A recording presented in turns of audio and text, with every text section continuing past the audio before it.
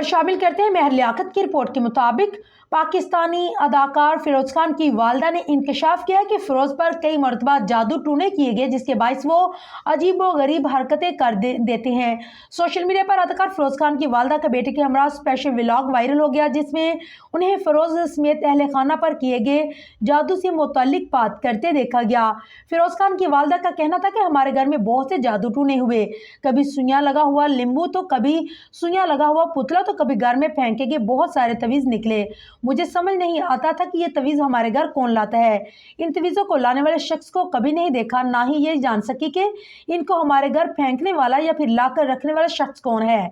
फिरोज की वालदा ने बताया कि जब जब हमारे घर जादू हुए, जब जब मेरे घर से तवीज़ निकले, तब तब फिरोज की बहुत ज़्यादा तबीयत ख़राब हो जाती। 6 महीने कबल भी हमारे घर से 11 सुइयां चुभा नींबू बरामद हुआ। जिस रात ये नींबू हमारे घर फेंका गया था, उसके अगले रोज ही फिरोज के वालिद की तबीयत बेहद ख़राब हो गई और 6 महीने बीमार रहने के बाद वो अब ठीक हुए हैं। इस दौरान मेरे भी सारे बाल उतर गए। उनकी वालदा का कहना था कि इस तवीज़ के बाद से फिरोज भी अजीबो गरीब हरकतें करना शुरू कर देते हैं। यह हकीकत है कि जादू है, लेकिन मुझे समझ नहीं आता कि लोगों को इन जादू टूनों से क्या मिलता है। वाज़ेह से इससे कबल फिरोज खान भी खुद पर काला जादू करवाए जाने का दावा कर चुके हैं।